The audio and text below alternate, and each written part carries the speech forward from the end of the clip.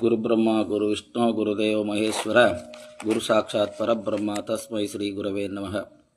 ನನ್ನ ಆರಾಧ್ಯ ಗುರುಗಳಾಗಿರ್ತಕ್ಕಂಥ ಜ್ಞಾನಸಿಂಧು ಸಟಸ್ಥಲ ಬ್ರಹ್ಮೆ ವಾಮದೇವ ಮಹಂತ ಶಿವಾಚಾರ್ಯ ಮಹಾಸ್ವಾಮಿಗಳವರಿಗೆ ಶಿರಸಾಷ್ಟಾಂಗ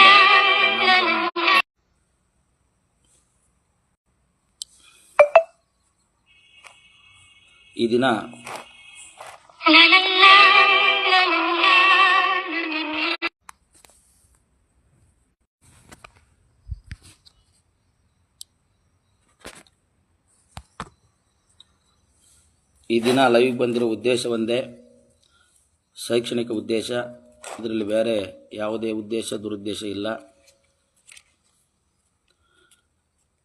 ನಮ್ಮ ಕಂಪ್ಲಿ ವಿಧಾನಸಭಾ ಕ್ಷೇತ್ರದ ಜನಪ್ರಿಯ ನಾಯಕರು, ಜನಪ್ರಿಯ ಶಾಸಕರು, ರೈತರ ಕಣ್ಮಣಿ, ಶಿಕ್ಷಣದ ಅಭಿಮಾನಿ, ಜನಸೇವಕರು ಆಗಿರ್ತಕ್ಕಂಥ ಸನ್ಮಾನ್ಯ ಶ್ರೀ JN ಗಣೇಶ್ ಅಣ್ಣ ಅವರಲ್ಲಿ ಕೈ ಮುಗಿದು ಬೇಡಿಕೊಳ್ಳುವ ಒಂದು ಸವಿನಯ ಪ್ರಾರ್ಥನೆ ಏನೆಂದರೆ, ಕುರುಗೋಡು ತಾಲೂಕಿನ HVರಾಪುರ ಗ್ರಾಮಕ್ಕೆ ಬಡ ಪ್ರತಿಭಾನ್ವಿತ ವಿದ್ಯಾರ್ಥಿಗಳಿಗೋಸ್ಕರ ನವೋದಯ ವಸತಿ ಶಾಲೆಯನ್ನು ಮಂಜೂರು ಮಾಡಿಕೊಡಬೇಕೆಂತ ಹೇಳಿ ಗ್ರಾಮದ ಪರವಾಗಿ ಮತ್ತು ವೈಯಕ್ತಿಕವಾಗಿ ಕೈ ಮುಗಿದು ವಿನಮ್ರತೆಯಿಂದ ಕಳಕಳಿಯಿಂದ ಬೇಡಿಕೊಳ್ಳುತ್ತೇನೆ.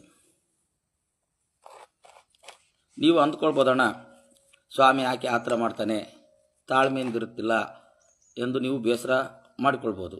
ಆದರೆ ನಾನು ಯಾವ ಕಾರಣಕ್ಕೆ ಅವಸರ ಮಾಡುತ್ತೇನೆ ಅಂದರೆ, ಈ ಹಿಂದೆ 1996ರಲ್ಲಿ ಸನ್ಮಾನ್ಯ ಶ್ರೀ ಅಲ್ಲಂ ವೀರಭದ್ರಪ್ಪ ದಣಿಯವರು ಶಾಸಕರಾಗಿದ್ದಂಥ ಸಮಯದಲ್ಲಿ ಅಂದು ನಮ್ಮ ಗ್ರಾಮದ ಶಿಕ್ಷಣ ಪ್ರೇಮಿಗಳಾದ ರಾಮಲಿಂಗಾರೆಡ್ಡಿಯವರು, ನಾರಾಯಣ ಸ್ವಾಮಿಯವರು, ಸುರೇಶ್ ಶೆಟ್ಟಿಯವರು ಮಾನ್ಯ ಅಂದಿನ ಶಾಸಕರಲ್ಲಿ ನಮ್ಮ ಗ್ರಾಮಕ್ಕೆ ಸರ್ಕಾರಿ ಪ್ರೌಢಶಾಲೆಯನ್ನು ಮಂಜೂರು ಮಾಡಬೇಕಂತೇಳಿ ಕಳಕಳಿಯಿಂದ ಮನವಿ ಮಾಡಿದಾಗ, ಬೆಂಗಳೂರಿಗೆ ಹೋಗಿ ಮನವಿ ಮಾಡಿದಾಗ, ಆಯಿತು ನಿಮ್ಮ ಗ್ರಾಮಕ್ಕೆ ಸರ್ಕಾರಿ ಪ್ರೌಢಶಾಲೆ ಮಂಜೂರು ಮಾಡ್ತೀವಿ ಅಂತ ಹೇಳಿದರು.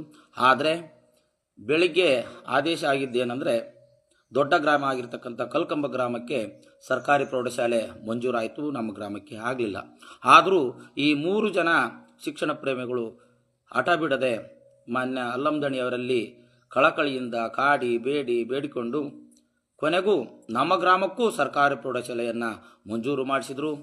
ಮಂಜೂರು ಮಾಡಿಸಿದ ಮೇಲೆ ನಮ್ಮ ಗ್ರಾಮದ ಹಳೆಯಗೌಡರು ಸೋಮನಗೌಡರವರು 3 ಎಕರೆ ಚಿಲ್ಲರೆ ಜಮೀನನ್ನು ದಾನವಾಗಿ ಕೊಟ್ಟರು.